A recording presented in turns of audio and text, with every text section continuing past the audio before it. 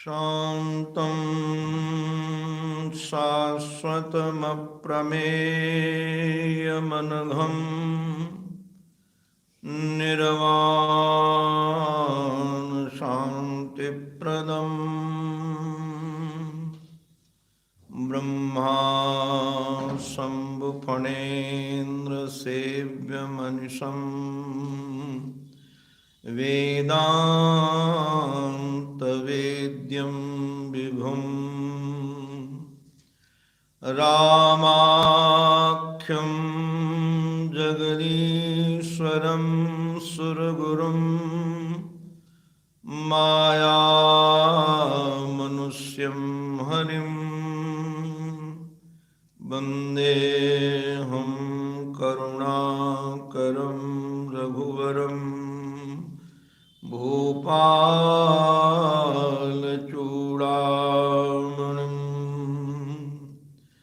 बृन्दावनेश्वरमुकुन्दमनोज्ञवेशं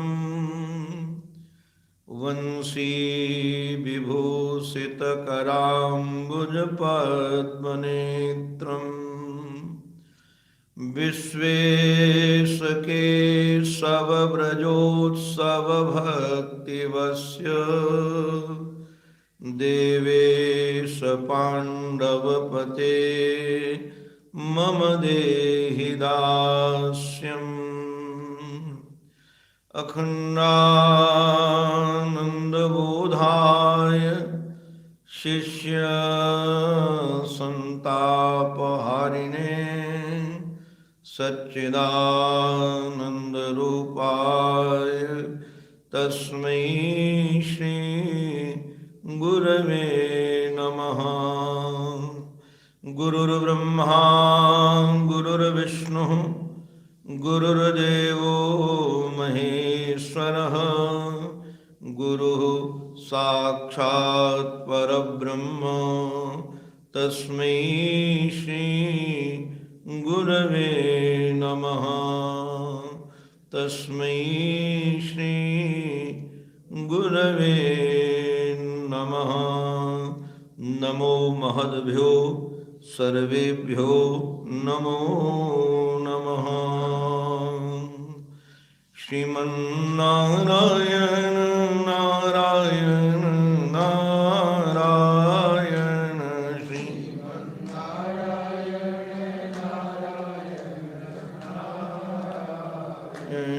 श्रीमन्नारायण नारायण नारायण श्रीमन्नारायण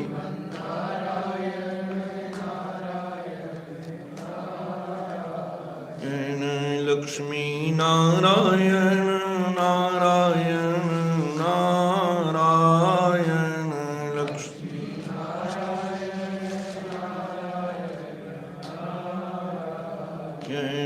लक्ष्मी नारायण नारायण नारायण लक्ष्मी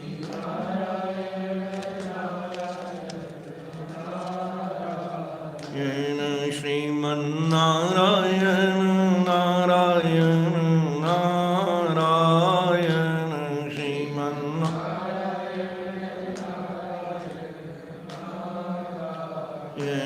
श्रीमन्नारायण नारायण नारायण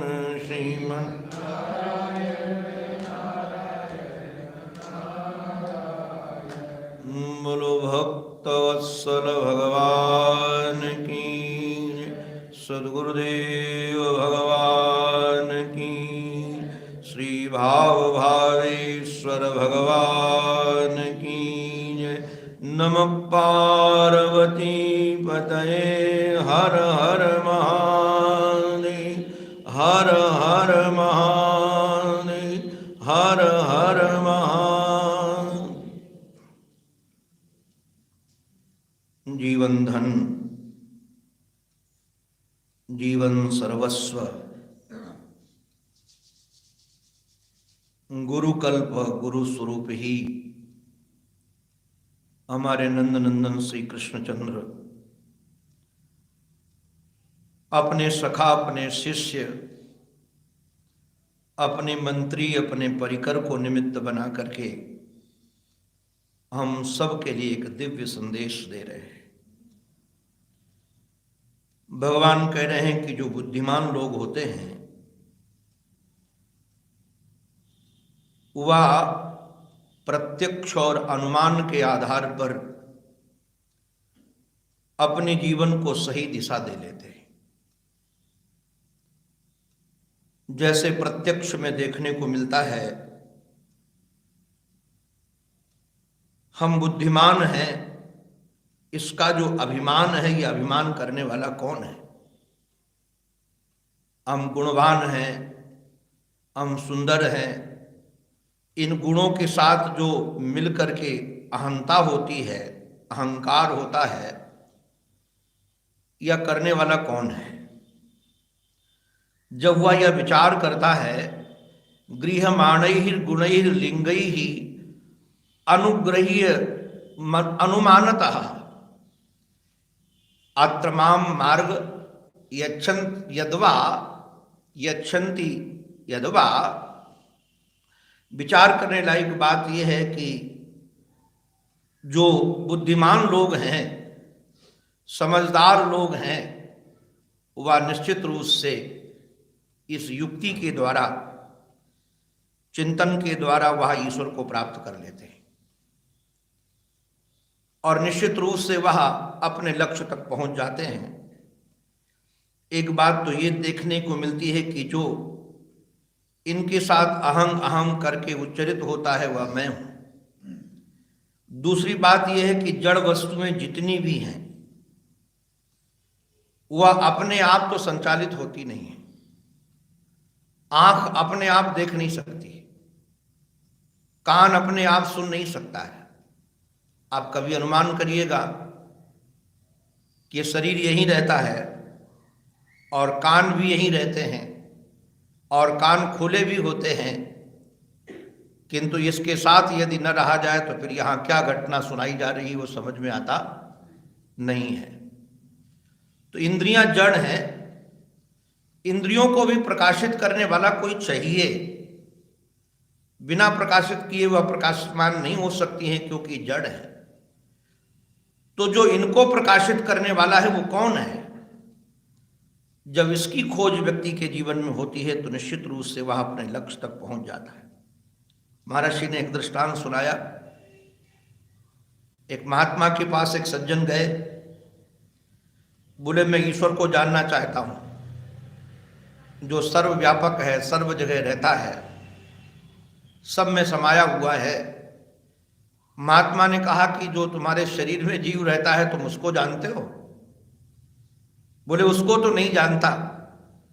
तो बोले जब तक तुम सामान्य छोटे से शरीर में रहने वाले को नहीं पहचान पाए तो पूरे संसार में जो व्यापक है उसको कैसे पहचान पाओगे? जो छोटे को नहीं संभाल पाता वो बड़े को कैसे संभालेगा? जो छोटी वस्तु को नहीं जान पाता वो बड़ी वस्तु को कैसे जानेगा? पहले तुम अपने को जानो कि मैं कौन हूं।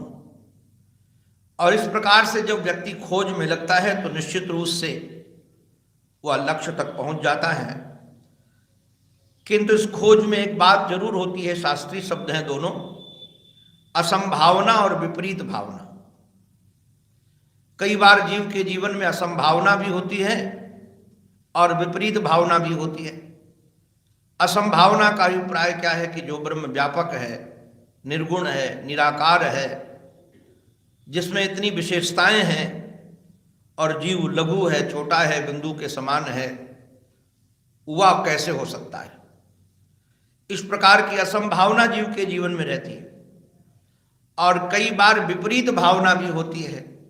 विपरीत भावना यह है कि अपने को सोचता है कि मैं पापी हूं, मैं पुण्यात्मा हूं, मैं सुखी हूं, मैं दुखी हूं, मैं जन्मने वाला हूं, मैं मरने वाला हूं।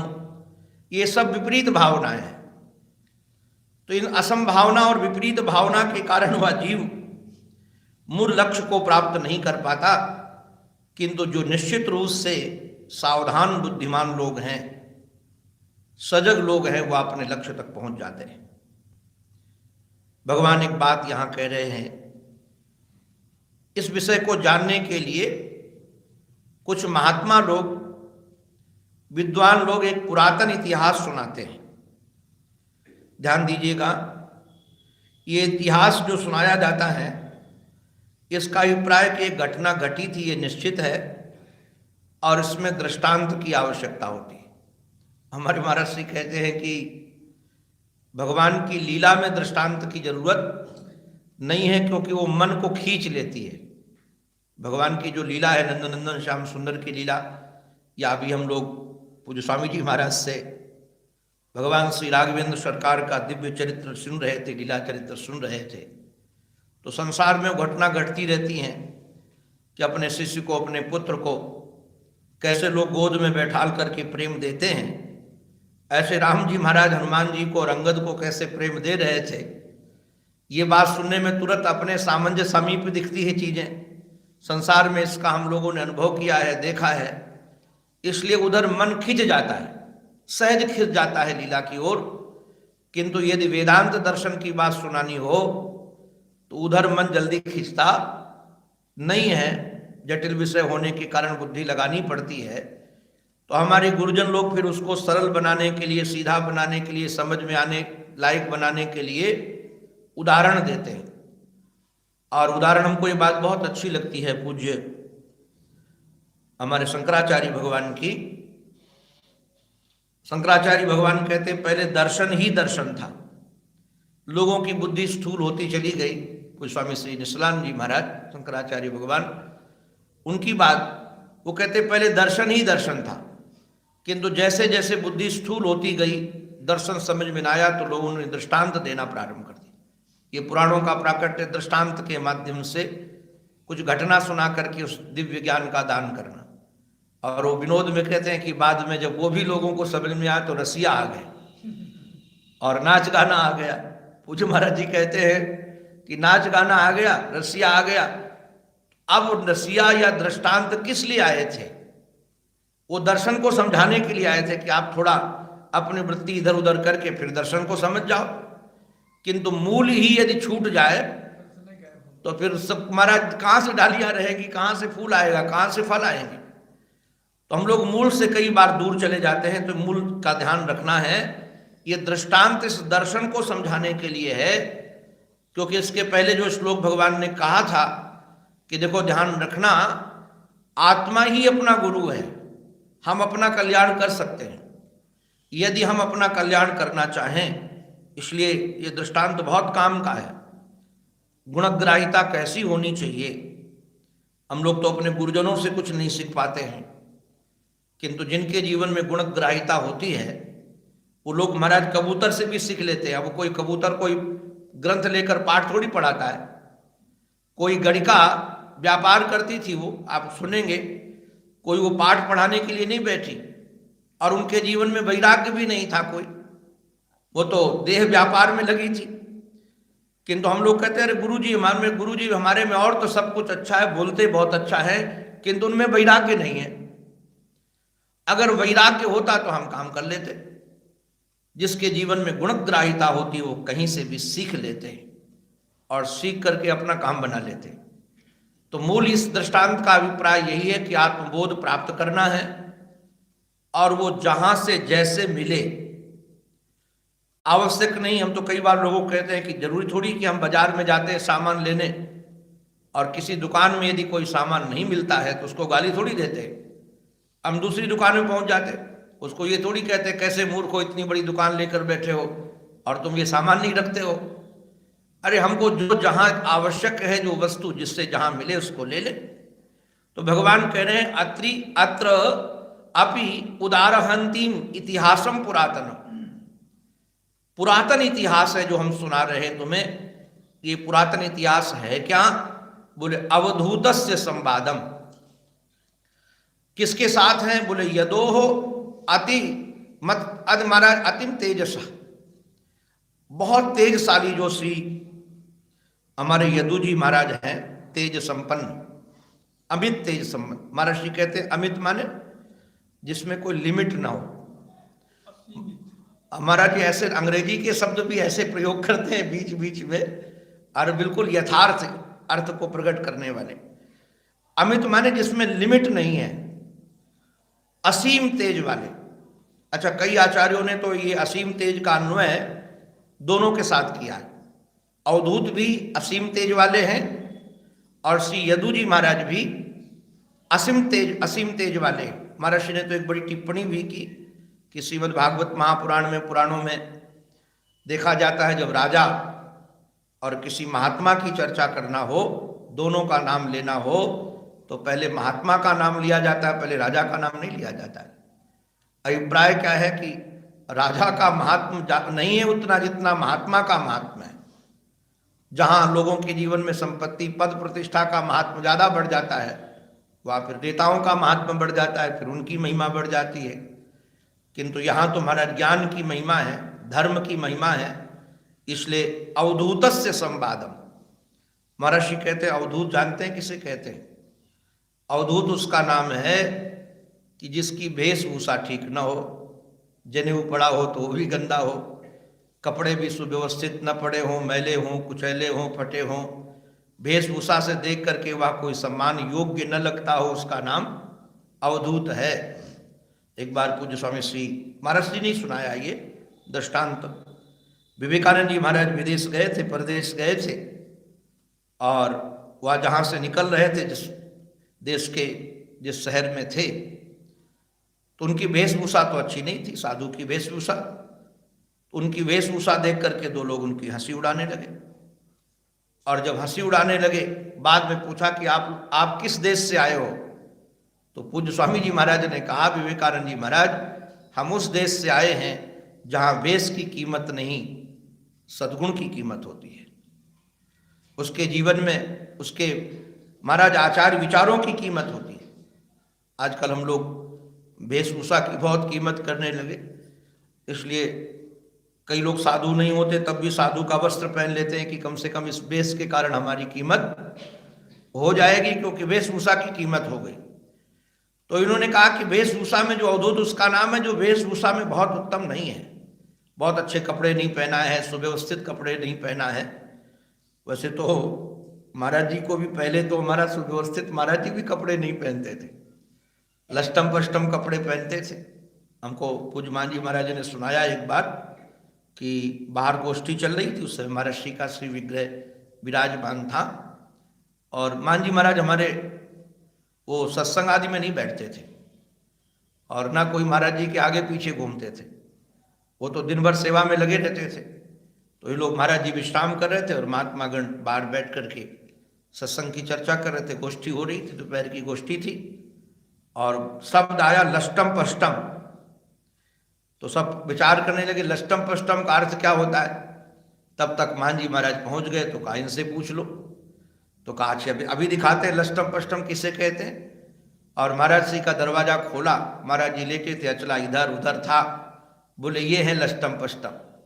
तो महाराज जी सुन करके हंस करके बोले, कहा मान जी महाराज का नाम लेकर के, कहा उन्होंने बिल्कुल स्पष्टम स्पष्टम कहा है, यह है स्पष्टम स्पष्टम कहा है। तो महाराज हम तो अभी एक वीडियो देख रहे थे, कई संतों के बीच में महाराज जी हैं, ऋषिकेश में पूज्य शिवानंद जी महाराज भी हैं। महाराज जी बैठे, फिर एकदम उठे, कोई ऊपर वस्त्र नहीं, नीचे अचला है, वो भी घुटनों तक है, और वो भी महाराज नीचे ऊपर है, कोई एक जैसा नहीं है कि उसमें प्रेस किया हुआ हो, सुव्यवस्थित हो। तो अवधूत की वेशभूषा ऐसे ही है महाराज, एकदम कोई वस्त्रों से ऐसा न लगे कि कोई बहुत व्यवस्थित है। तो ये अवधूत हैं। इनको महाराज मिल गए श्री यदु जी महाराज, और यदु जी महाराज के जीवन में की जो विलक्षणता है, यदु जी महाराज है तो परम धर्मात्मा।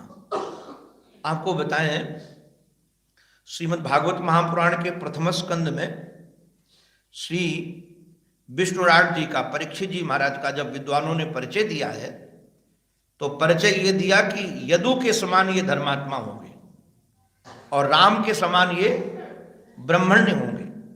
विचार करने पर पता चला, चिंतन किया कि देखा, टीकाएं भी देखी कि यदु में ऐसी क्या विशेषता थी कि वह धर्मात्मा थे। यदु में कई सारी विशेषताएं थी, उसमें सबसे बड़ी विशेषता आप लोग सब परिचित हैं, 9वें स्कंद में इनकी कथा है ये ययाति के बड़े ज्येष्ठ पुत्र हैं। और जब इनके नाना ने पिताजी को वृद्धावस्था का श्राप दे दिया, और जब वो रोते हुए इनके पिताजी गए और जा कर के कहा कि महाराज इस वृद्धावस्था से तो आपकी बेटी को भी कष्ट होगा, आप कृपा कीजिए। तो बोले अपने बेटों से जवानी ले लो। तो सबसे पहले यदु जी से जवानी मांगी, किंतु जवानी दिया नहीं उन्होंने। क्यों जवानी दिया? कि विचार किया कि इसका परिणाम क्या है। ध्यान रखना, धर्म वाला व्यक्ति विचार परिणाम पर दृष्टि डालता है कि इसका परिणाम क्या होगा। बोले परिणाम यही होगा कि ये हमारी जवानी लेकर हमारी माँ का भोग करेगा, और हमारी जवानी माँ के भोग पे आए तो अधर्म है। उन्होंने अपनी जवानी नहीं दी। महाराज पिता ने इनको श्राप दे दिया कि तुम राज से च्युत हो जाओ, तुम्हें राज नहीं मिलेगा, और मिला भी नहीं। किंतु उसके बाद भी इन्होंने ये स्वीकार नहीं किया कि अधर्म पथ का पथिक बन जाए। हम लोग तुम्हारा छोटे छोटे अर्थ के लाभ में, छोटे छोटे सम्मान की प्राप्ति में, जो बहुत बड़ा सम्मान नहीं है, बहुत बड़ा अर्थ नहीं है, धर्म छोड़ देते हैं। और इतना बड़ा महाराज राज्य का लोभ था, सब कुछ था, किंतु धर्म का परित्याग नहीं किया, और धर्म को उन्होंने आत्मसात किया, जीवन में जिया है। इनके धर्म के जीवन की घटनाएं कई हैं जीने की। तो ऐसे महाराज जो धर्मात्मा हमारे श्री यदु जी महाराज है। एक टीकाकार ने लिखा है कि जो धर्मात्मा होता है उसका तेज वर्धित होता है, जो धर्म को नहीं मानता वो निस्तेज हो जाता है। तेज वही उसी के मुखारबिंद पर रहता है, उसके जीवन में रहता है, उसकी क्रियाओं में रहता है, उसके विचार में रहता है, जिसके साथ धर्म रहता है। अगर धर्म का अभाव हो जाएगा तो वह तेज विहीन हो जाएगा, और जिसके जीवन में धर्म रहेगा, अर्थ भले न हो किंतु उसके मुखारबिंद से लेकर विचारों पर उसके जीवन में एक तेज का दर्शन होगा। और ये तेज ऐसा था, अमित तेज से संपन्न थे। जब महाराज इनको देखा, कैसे देखा अवधूत जी को? अवधूतम दुजम कश्चित, अवधूत देखा, कोई अवधूत, यहां नाम नहीं बताया अभी, अवधूत कौन है और किस रूप में देखा। कोई ये बैठे नहीं थे, कोई इनके अपने आश्रम में नहीं थे, कोई गद्दी नहीं थी, कोई स्थान नहीं था इनके मिलने का। चरंतम, विचरण कर रहे थे, और सबसे बड़ी विलक्षणता थी कि अभय थे, अकुतो भयम, उनको किसी प्रकार का भय नहीं था। ध्यान दीजिएगा, चाहे कितना धन आ जाए और चाहे कितने सेवक आ जाए, गनर रख लिया जाए, आप एक नहीं 50 गनर बंदूक वाले रख लो, किंतु यदि अभी भागवत में वर्णन कि भय किसको होता है, अपने एकादश स्कंद में ही नवयुगेश्वर संवाद में जहां द्वितीय होता है, दूसरा यदि होगा तो भय बना रहेगा। द्वितीया वही भयम, निश्चित रूप से उसको भय बना रहेगा। तो जब तक बोध नहीं होता तब तक दो का चिंतन होता है कि अपने अतिरिक्त कोई है, कोई मित्र है, कोई दुश्मन है, कोई अमुक है, कोई अमुक है।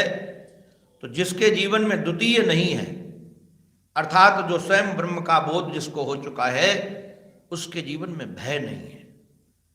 और हमने देखा ये भय व्यक्ति के जीवन में तब तक बना रहेगा जब तक बोध नहीं होगा। भय की निवृत्ति, कई बार लोग सोचते हैं हमारे पास पैसा बहुत हो जाए तो भविष्य में दुख नहीं होगा, तो भय नहीं होगा। हमारे पास परिवार के लोग बहुत हो जाए तो हमको भय नहीं होगा। अरे संसार के चाहे कितने असत पदार्थों को संग्रहित कर लिया जाए, और हमको तो लगता है कि जितना संग्रह होता है उतना ज्यादा भय होता है। सम्मान भी बहुत ज्यादा होगा तो उसका भी भय होगा, क्योंकि संसार में सब भयवान है।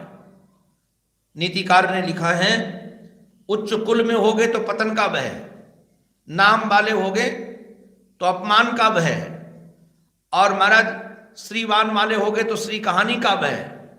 सर्व वस्तु भयावह है संसार में। तो निर्भय कौन होता है, भय से रहित कौन होता है? जिसके जीवन में भय समाप्त हो गया हो। भयवान वही व्यक्ति होता है जिसको संसार का आश्रय होता है, और निर्भय वही होता है जिसके जीवन में दूसरा है ही नहीं। तो ये महाराज ऐसे मस्त आनंद से विचरण कर रहे थे, निर्भीक होकर के। और इतना ही नहीं, महाराज चलते हुए देखा कैसे थे, बोले कविम निरीक्ष तरुणम यदु पप्रक्ष धर्मविद। कविम निरीक्ष तरुणम, देखने में लगते थे कि ये कवि हैं, विद्वान हैं, और विद्वान के साथ साथ ये तरुण भी हैं, यौवनावस्था संपन्न है।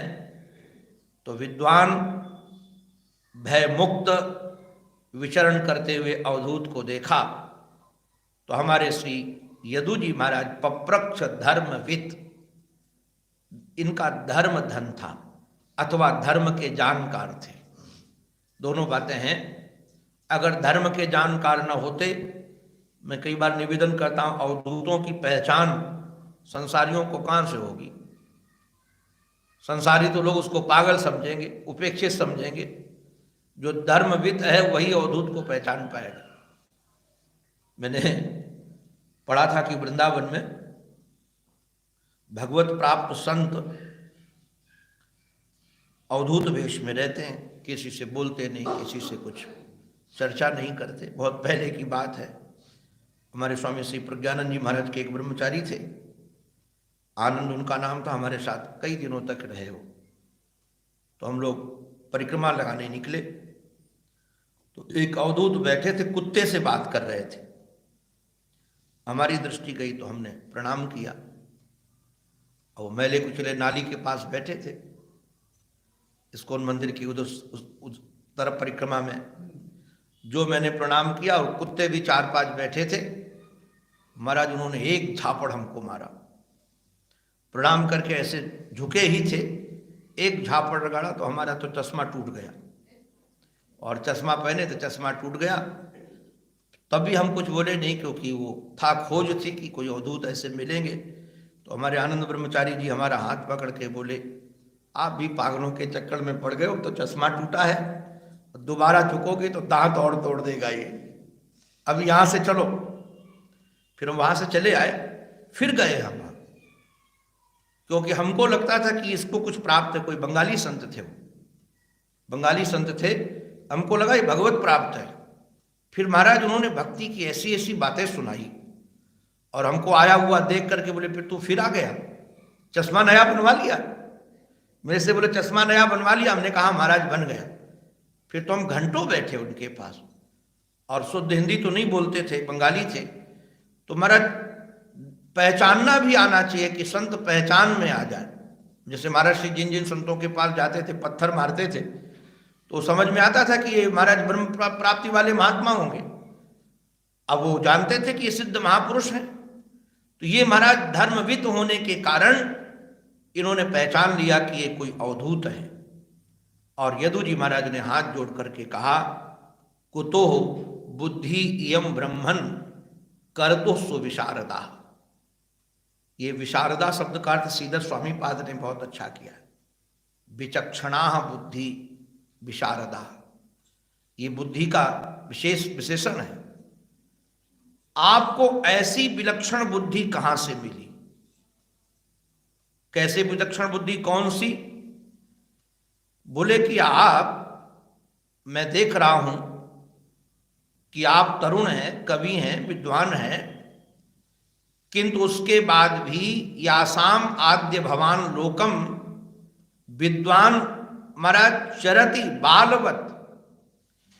आपको ऐसी बुद्धि कहां से मिली, विलक्षण बुद्धि, कि आप विद्वान होने के बाद भी, हृष्ट पुष्ट तरुण होने के बाद भी करते कुछ नहीं हो, कुछ भी नहीं करते, और बिना किए ही रहते कैसे हो? बोले विद्वान होने के बाद चरति बालवत, जैसे कोई बालक रहता हो। और महाराज हमने देखा है ऐसे ऐसे महापुरुषों को कि विद्वान हैं, सब कुछ है, किंतु रहते बालक जैसे। हमारे यहाँ एक महात्मा थे भक्तमाली जी, ऐसे मैले कुचैले कपड़े पहनते थे वो। कई बार बगल में बैठते थे कथा में तो गंध आती थी कपड़ों से। एक बार तो मान जी महाराज ने हमको कहा इनके कमरे की सफाई करो, तो वहां गए तो पहले तो हम लोगों को गरियाया कि सरवा कहाँ से आ गया, यही बोलते थे। किंतु रहते ऐसे मस्ती में थे वो, बालकों के समान। और महाराज हमने देखा कि आश्रम का कोई नियम नहीं छोड़ते थे, आरती में आ जाएं, सत्संग में आ जाएं, और बोलते बड़ी अटपटी वाणी थी। एक बार हम लोग कीर्तन करके गए तो मान जी महाराज सो रहे थे, तो खड़े हो गए वहीं, बोले सर्वा बुढ़ा सोता ही रहता है। ऐसे ही बोले सर्वा बुढ़ा सोता रहता है। महाराज जी तुरंत बैठ गए और तुरंत बैठ के बोले मैं सोता नहीं हूं। वो कई बातें ऐसी उनको बोलते थे, बुरा नहीं मानते थे। तो महाराज कई बार अच्छे विद्वान, व्याकरण के बहुत अच्छे विद्वान थे, भक्तमाली थे ही, कथा भी बहुत अच्छी करते थे। यहाँ उन्होंने नारायणी माता जी को भागवत भी सुनाई थी, यहीं पर बैठ करके, यहीं व्यासपीठ उनका लगा था और हम लोग बैठ के सुनते थे भागवत भी। पूज्य वामदेव जी महाराज भी उनसे भागवत करवाए एक बार और स्वयं बैठ के सुनते थे महाराज जी। तो विद्वान होने के बाद भी रहते बालवत थे और हम लोगों के साथ ऐसे सर्वा सर्वा कह के बोलते थे। कई बार तो विद्यार्थी उनका अचला भी खींच करके भागते थे और वो थोड़ा बाट दौड़ते थे। किंतु महाराज विरक्ति का आपको क्या कहें, वो गए तो लौट कर देखा भी नहीं उन्होंने, भूल ही गए जैसे कभी। नहीं तो व्यक्ति इतने दिन जहां रहता है तो हमको लगता है ये सब महापुरुषों की कृपा से ऐसी विरक्ति आती है। नहीं तो महाराज बार बार याद करते रहते हैं, बार बार पूछते रहते हैं, बार बार मिलने आते हैं दूर रहने के बाद भी। तो कहा कि आपको ऐसी बुद्धि कहाँ से मिली, क्योंकि सचमुच में ऐसी बुद्धि मिले कि योग्यता होने के बाद भी, काम करने का सामर्थ्य होने के बाद भी व्यक्ति महाराज बालवत रहे। हमारे श्री यदु जी महाराज कहते हैं प्रायो धर्मार्थ कामेषु विविशाम च मानवाः हेतुर्नैव सम्मीहन्ते आयुषो यशस्श्रिय।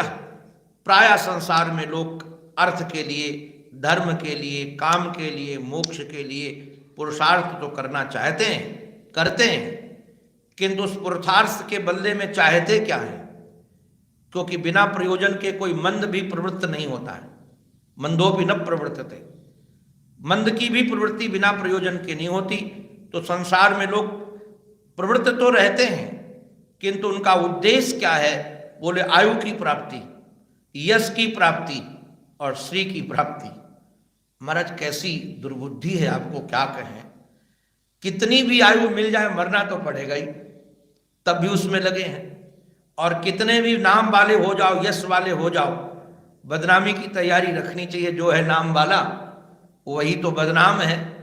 और ये श्री लक्ष्मी भी किसके साथ जाने वाली है? इसी में संसार रचा पचा दिखता है। किंतु आप तो, तुम तो कल्पक कविर दक्षः सुभगो अमृत भाषणः न करता नेह से किंचन जड़ोन्मत्त। महाराज जड़ के समान, उन्मत्त के समान, पिशाच के समान आप विचरण करते रहते हो। इसका रहस्य क्या है? आप कैसे इतने आनंद में रहते हो? आप कृपा करके हमको बताइए। बड़े आदर से, प्रेम से इन्होंने पूछा है और हमारे श्री भगवान बताते हैं कि कैसे वो ब्राह्मण बोलना प्रारंभ करता है। इसकी चर्चा हम क्रमशः करेंगे। अंत में अपने आराध्य के पावन चरणों में हमारी यही प्रार्थना, हमारी मति, हमारी रति, हमारी गति एकमात्र आराध्य के चरणों में बनी रहे। इसी प्रार्थना के साथ ये उनकी वाणी उन्हीं के पावन पवित्र चरणारविंदों में समर्पित। बोलो भक्तवत्सल भगवान की जय, सद्गुरुदेव भगवान की जय, श्री नृत्य गोपाल भगवान की जय। जय जय श्री राधे, जय जय श्री राधे, जय जय श्री राधे।